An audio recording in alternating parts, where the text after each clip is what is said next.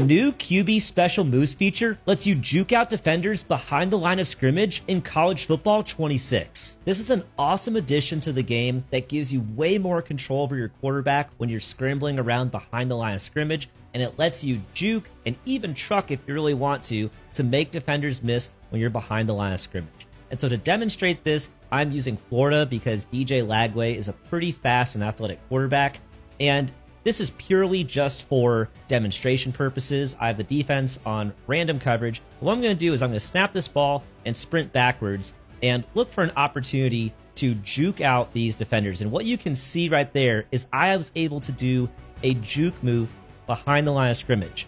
Before this year, you could not do that.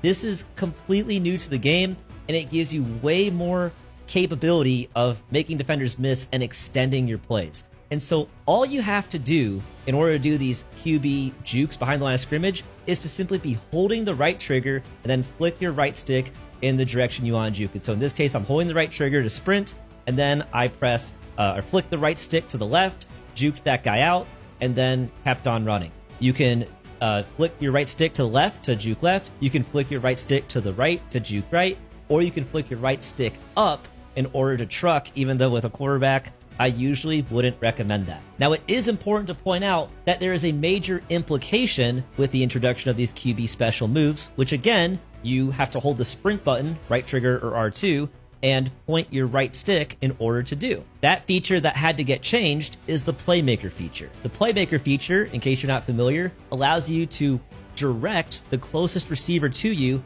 in any direction that you want after the snap. Last year, all you had to do was point the right stick and your receiver would automatically Playmaker. This year, you have to hold the left trigger or L2 and then point the right stick, and that is how you'll Playmaker. And so in this case, if I snap the ball, I'm going to hold the left trigger, point the right stick up, and if you saw my A receiver, he was the one that got Playmakered. He started running up as soon as I Playmakered. And so that was this receiver right here. And you see he's running, and you see that the circle appears below his feet. That's the moment that the Playmaker feature kind of started changing his route. And so you can see that the Playmaker takes effect, and now he moves his route up. In order to do that now, you have to be holding the left trigger and pointing your right stick.